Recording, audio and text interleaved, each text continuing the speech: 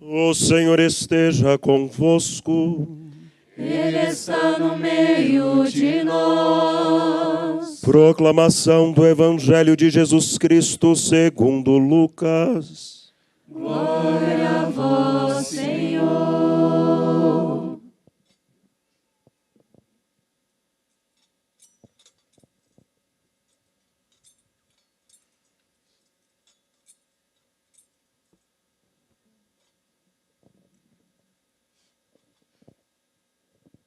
Naquele tempo, o anjo Gabriel foi enviado por Deus a uma cidade da Galiléia chamada Nazaré, a uma virgem prometida em casamento a um homem chamado José. Ele era descendente de Davi, e o nome da virgem era Maria.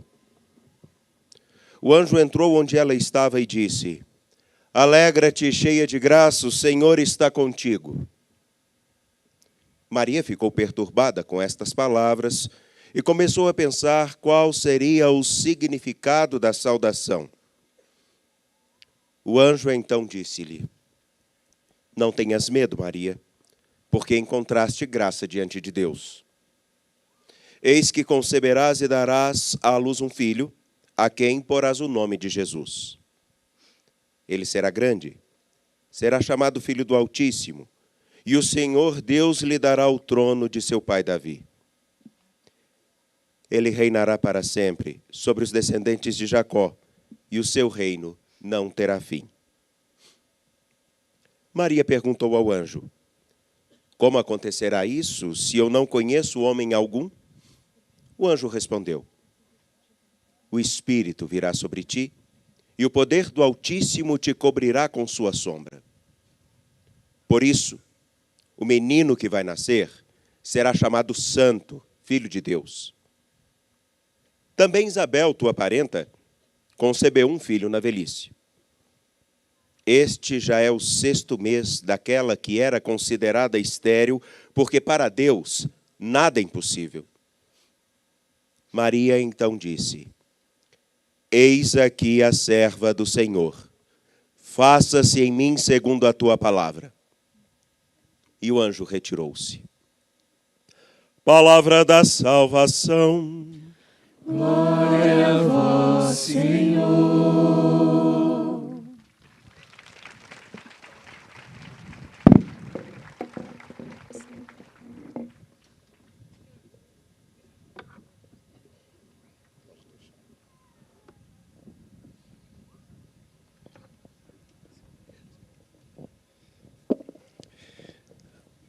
O anjo inicia o seu diálogo com Maria, dirigindo a ela uma saudação que fala sobre o ponto de partida de todo aquele que se põe a seguir o Cristo.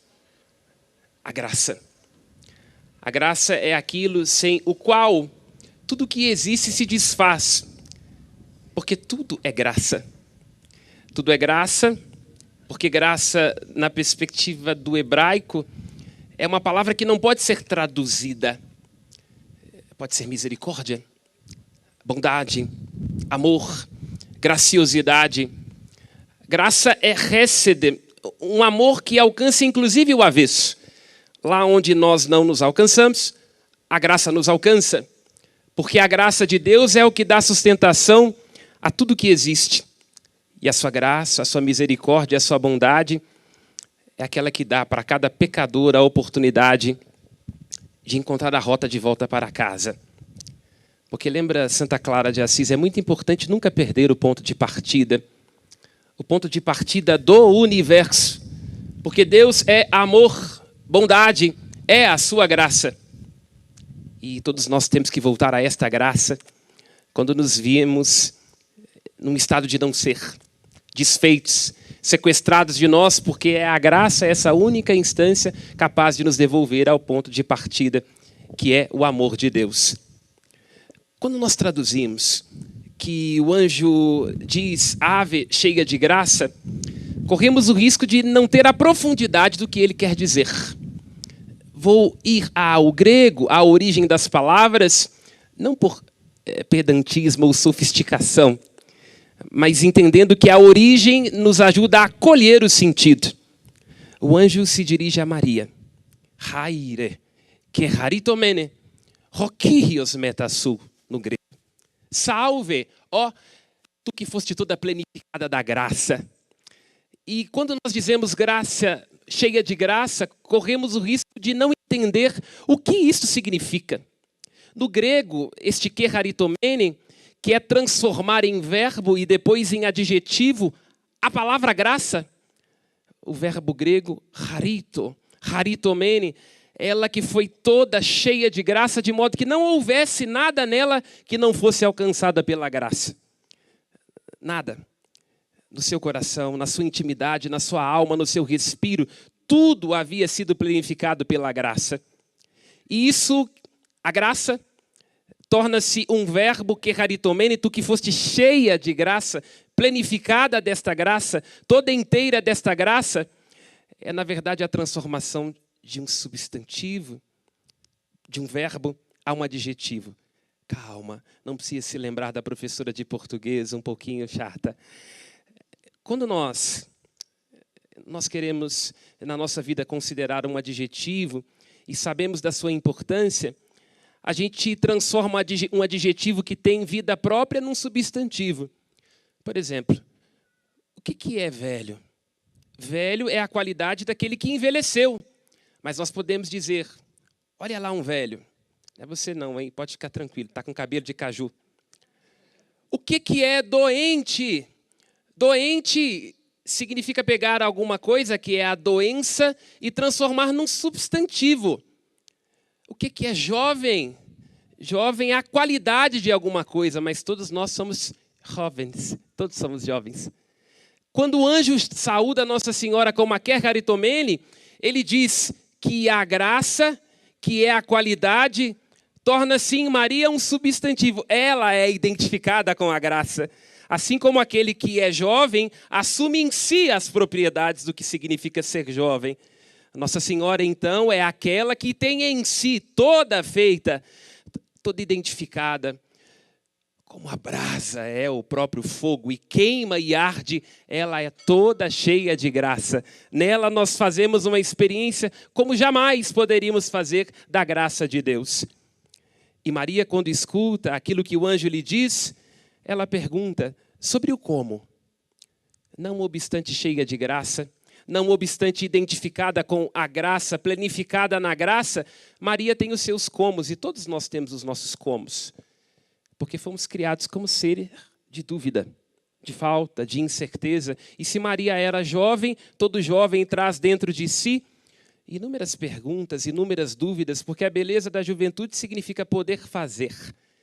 Só que o anjo não se põe a responder a Nossa Senhora apenas sobre o como, mas ajuda ela a perceber sobre um porquê.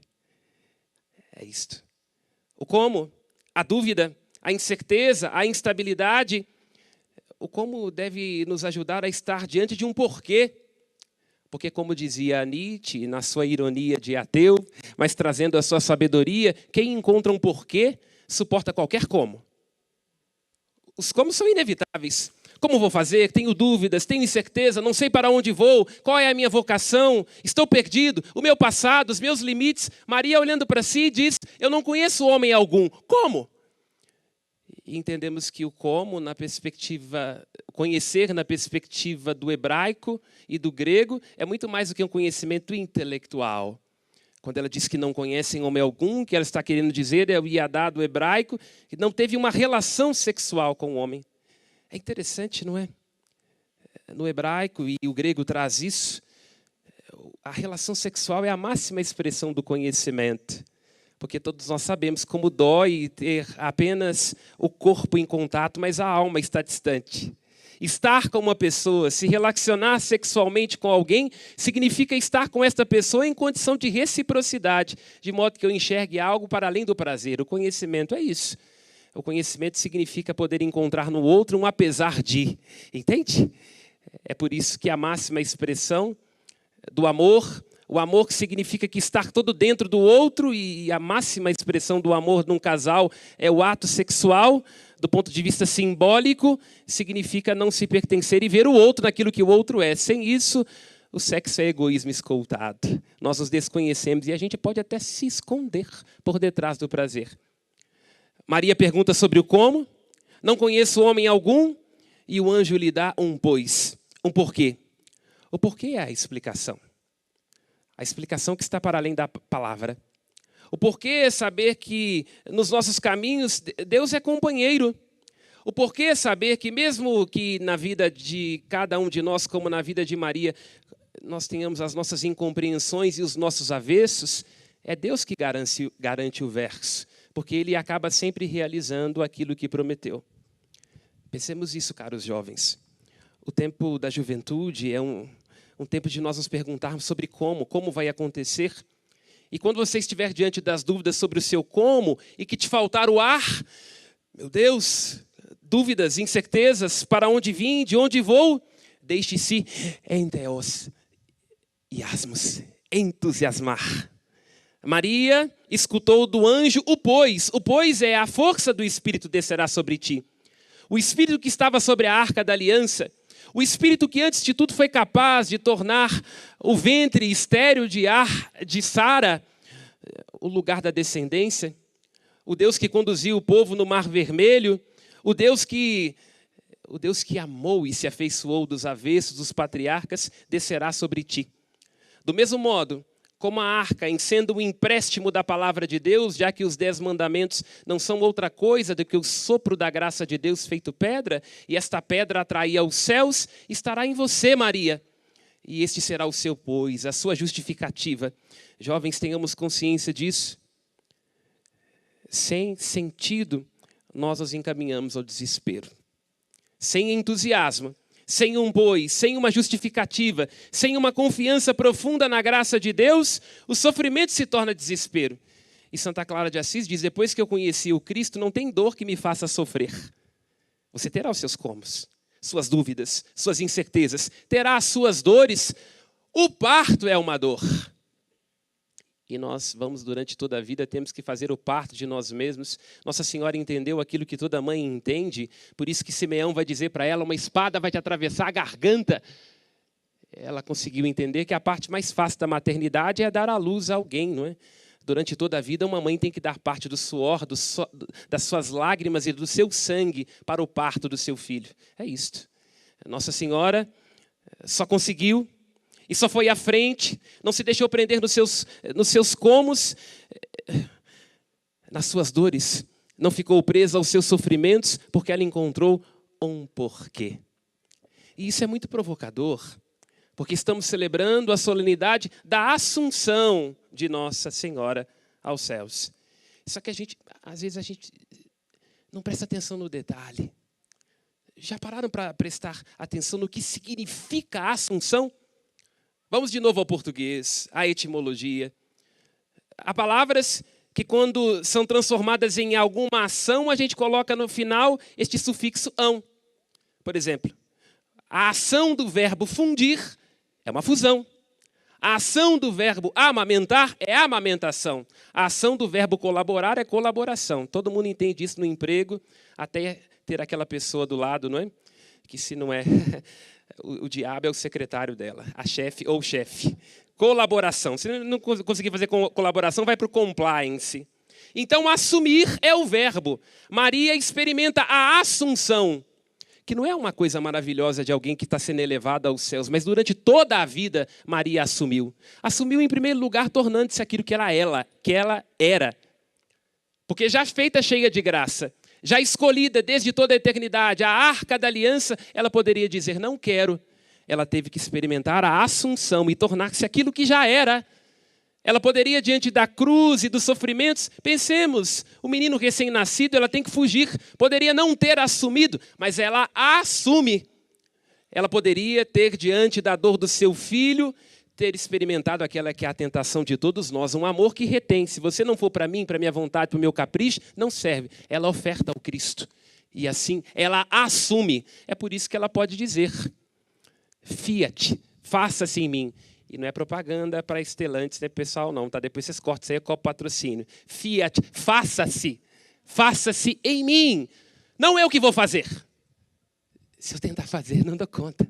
Se eu tentar ser, eu não dou conta. Porque nós temos um parentesco com nada. Ela vai dizer daqui a pouco, alguns versículos, ele olhou para a minha humilde condição.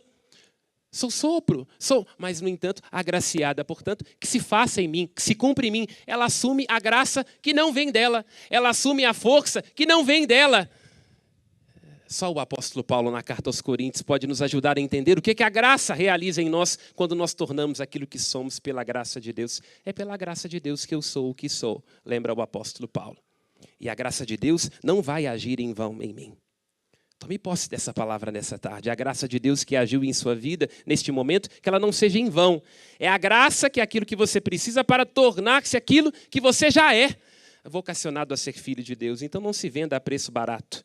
Não, onde não couberes, não te apertes. Não viva de egoísmo escoltado. Os amores deste mundo nos pedem tudo e nos deixam com nada. O amor de Deus nos pede um instante, como nós cantamos no Salmo.